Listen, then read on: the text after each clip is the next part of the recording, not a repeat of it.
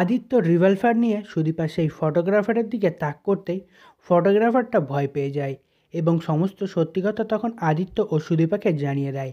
এমনকি সেদিনে রেকর্ড করা ভিডিওটাও আদিত্যকে দেখায় এবং আদিত্য তখন সেই ভিডিওটা দেখে নিজের ভুলটা বুঝতে পারে। বিস্তারিত জানতে ভিডিওটি লাইক করে শেষ পর্যন্ত দেখতে থাকুন। আদিত্য ছবিগুলো যাচাই করার জন্য সে ছবিগুলো নিয়ে স্টুডিওতে যায়। সেখানে গিয়ে স্টুডিওর লোককে ছবিগুলো দেখাতেই স্টুডিওর লোক ছবিগুলো চেক করে বলে, স্যার এই ছবি সম্পূর্ণ আসল, এখানে কোনো এডিট করা হয়নি। এই কথা শুনে তো আদিত্য পুরোপুরি ভারসাম্য হারিয়ে ফেলে। তার মাথায় আবারও সুদীপাকে নিয়ে সন্দেহ ঢুকে যায়। সে ভাবতে থাকে, তাহলে সুদীপা তাকে মিথ্যা বলেছে। ছবিটা যদি সত্যি হয় তাহলে সেই রাতে আসলে কি ঘটেছিল তাকে সেই ব্যাপারে জানতেই হবে। এই ভুল বোঝাবুঝি শুরু করে আদিত্য আবারও বাড়ি ফিরে আসে। আর বাড়ি ফিরে এসে আবারও সুদীপার সঙ্গে খারাপ ব্যবহার করতে শুরু করে এবং সুদীপাকে সেই ছবিগুলো দেখায়। সুদীপা তখন ফোনে তাকাতেই রিতম আর তার ছবিগুলো দেখে সুদীপা অবাক হয়ে যায়। ছবিগুলো দেখে তার মনে একটাই কথা আসে, তাহলে মিস্টার চৌধুরী সেদিন এই ছবি দেখেই রেস্টুরেন্ট থেকে চলে এসেছিলেন। তখন সুদীপা ঠিক করে সে এবার নিজেই আদিত্যকে নিয়ে সেই ফটোগ্রাফার কাছে যাবে আর আদিত্যকে তার রিভলভারটা সুদীপার সাথে নিতে বলে। আদিত্য তখন কথা শুনে অবাক হয়ে যায়। তারপর দুজনেই আবার সেই ফটোগ্রাফারের দোকানে পৌঁছে যায়, যে ফটোগ্রাফারটা সেদিন ফটোগুলো তুলেছিল। ভেতরে ঢুকে দরজা লাগিয়ে দেয় সুদীপা। তারপর সুদীপা আদিত্যর কাছ থেকে রিভলভারটা দিতে বলে। তখন আদিত্য এই কথা শুনে অবাক হয়ে যায় এবং সুদীপাকে বলে যে, সুদীপা আপনি কি করতে চাইছেন? তখন সুদীপা নিজেই আদিত্যর কাছ থেকে রিভলভারটা নিয়ে নেয়। তারপর সে ফটোগ্রাফারের সামনে টেবিলে রেখে দেয়। ফটোগ্রাফার এটা দেখে মুহূর্তের মধ্যেই ভয় পেয়ে যায় এবং তার মুখে শুকিয়ে যায়। তারপর সুদীপা ঠান্ডা গলায় বলে, সত্য কথাটা বলে দাও, সেদিন আসলে কি হয়েছিল? কে তোমাকে এই ছবিগুলো তুলতে বলেছিল আর কেনই বলেছিল? কে বলেছিল তোমাকে বলো? ভয়ে কাপা গলায় ফটোগ্রাফারটা সব সত্যি বলতে শুরু করে। সে বলে, ম্যাম আমি টাকার জন্য কাজটা করেছিলাম। আমাকে টাকা দিয়েছিল কৃষ্ণ স্যার। তিনি বলেছিলেন রিতম যখন সুদীপাকে নানা অজুহাতে স্পর্শ করবে তখনই ছবি তুলে রাখ। আদিত্য তো এই কথা শুনে স্তব্ধ হয়ে যায়। সে কিছুই বলতে পারছে না, তার মুখ দিয়ে কোনো কথাই ভাব বেরোচ্ছে না।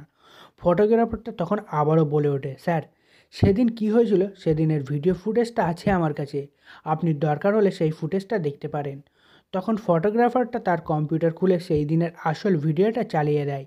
আর ভিডিওতে দেখা যায় রিতম ইচ্ছা করে সুদীপার কাছে গিয়ে দাঁড়ায় আর নানা অজুহাতে তার হাত ধরতে চাইছে। সুদীপাকে সে বারবার স্পর্শ করার চেষ্টা করেছে আর সুদীপা বারবার পিছিয়ে যাচ্ছে। সুদীপা অস্বস্তি বোধে পড়ছে আর সেই পুরো ঘটনাটাই লুকিয়ে ক্যামেরায় তোলা হয়েছে। ভিডিওটা দেখেই আদিত্যর বুকের ভেতরটা দপ করে ওঠে।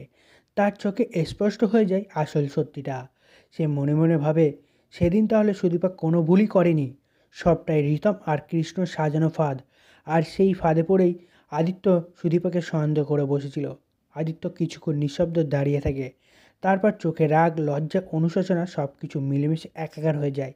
সে আস্তে আস্তে রিভলভারটা আবারও নিজের কাছে তুলে নেয়। তারপর সুদীপা কোনো কথাই না বলে সেখান থেকে একা চলে যায়। এদিকে তখন আদিত্য চুপচাপ দাঁড়িয়ে থাকে। সে দেখতে থাকতে যে সুদীপা সেখান থেকে চলে যাচ্ছে। আদিত্য তখন মনে মনে ভাবছে, সে সুদীপার সামনে কি করে দাঁড়াবে? সে সুদীপাকে ভুল বুঝেছে। সুদীপার মতো মেয়েকে সে অবিশ্বাস করেছে। সে এখন তার সামনে কোন মুখ নিয়ে দাঁড়াবে? সুদীপা কি তাকে ক্ষমা করবে? এ কথাই সে ভাবতে থাকে। তারপর সে চলে যায় সুদীপার পিছু পিছু। তারপর দেখা যায় যে দুজনে আবারও গাড়িতে করে বাড়িতে ফিরে আসতে থাকে। দুজনা চুপচাপ বসে আছে, কেউ কোনো কথা বলছে না। কিছু সময় যাওয়ার পর আদিত্য নিজে থেকেই বলে ওঠে যে, সুদীপা আমাকে ক্ষমা করে দিন, আমি আপনাকে ভুল বুঝেছিলাম। তখন কথা শুনে সুদীপা আদিত্যর দিকে তাকায় আর তখন বলে, মিস্টার চৌধুরী আপনাকে কিছু বলতে হবে না, আপনি চুপচাপ গাড়িটা চালান, আমি আপনার সাথে এখন কোনো কথাই বলতে চাইছি না। এই বলে তারা দুজন চলে যায়। এদিকে তখন আদিত্য বুঝতে পারে যে সুদীপা তার ওপর অভিমান করে আছে। অন্যদিকে তখন অব্রকে দেখা যায়। অব্রস নিজের ঘরে বসে আছে। তখন সে পরমার কথাই চিন্তা করতে থাকে। সে ভাবতে থাকে, পরমা কি আসলে নাটক করছে? পরমার পায়ে যদি লেগে থাকে তাহলে সেটা কখন লেগেছে? যেটা সে নিজের চোখে দেখেছে তখন, নাকি সুদীপা যখন দেখেছে তখন লেগেছে? সে এটা নিয়ে কনফিউজড হয়ে পড়ে। এদিকে তখন দেখা যায় পরমাকে নিয়ে চলে আসে সঞ্চারী এবং সঞ্চারী এসে বলে, কি হলো অব্র, তুমি এভাবে বসে আছো কেন? তোমার বউ এভাবে কষ্ট পাচ্ছে আর তুমি এখানে বসে আছো চুপচাপ, তুমি কিছু বলছো না? তখন পরমা সঞ্চারীকে থামিয়ে দেয়, বলে সঞ্চারী তুমি বেশি কথা বলো না, তুমি এবার যেতে পারো, আমি ঘরে চলে এসেছি, এখন আর তোমাকে এখানে থাকতে হবে না। তারপর পরমা কোনো কিছু না বলে চুপচাপ বসে থাকে। এদিকে অব্র তখন বুঝতে পারছে না যে সে কী বলবে। এদিকে তখন সঞ্চারী ঘর থেকে বাইরে বেরিয়ে আসলেও সে কিন্তু চলে যায় না, সে আড়ালে দাঁড়িয়ে পরমা আর অব্রর কথা শোনার চেষ্টা করতে থাকে। ঠিক তখনই দেখা যায় সেখানে ইন্দ্রা চলে আসে, আর ইন্দ্রা এসে সঞ্চারীকে দেখতে পায় যে সে আড়াল থেকে কান পাচ্ছে। তখন ইন্দ্রা বলে ওঠে, কিরে সঞ্চারী, তুই এভাবে এখানে দাঁড়িয়ে আছিস কেন?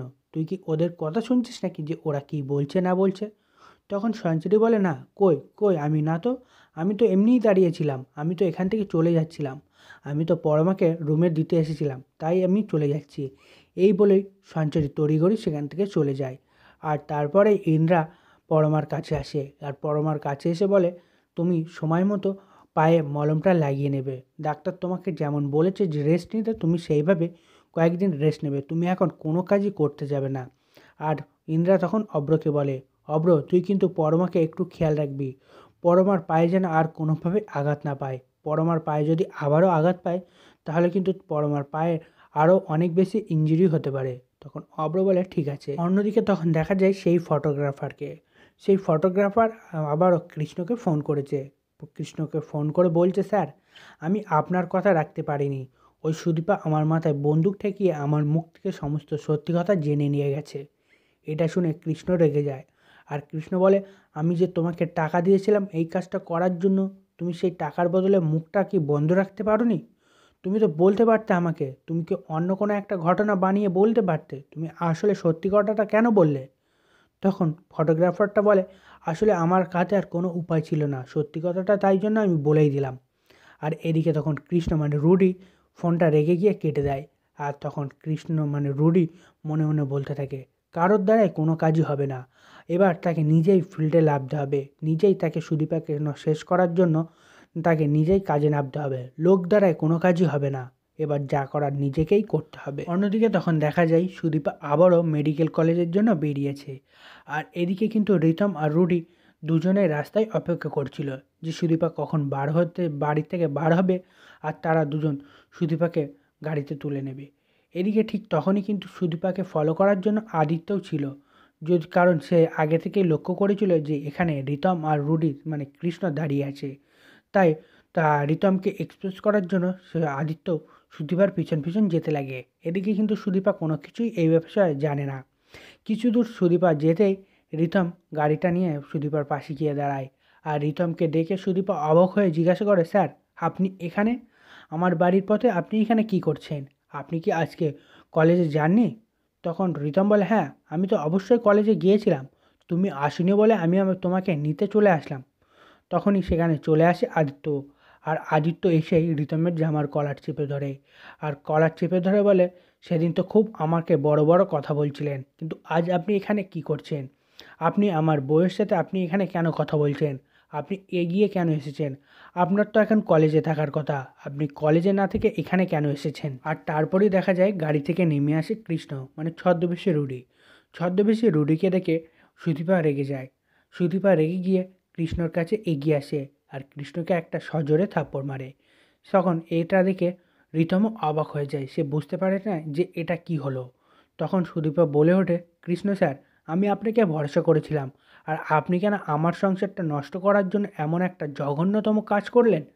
আপনি মিথ্যা ছবি পাঠিয়ে আমাদের মাঝে দূরত্ব তৈরি করার চেষ্টা করেছিলেন, আমি আপনাকে কখনোই ক্ষমা করব না।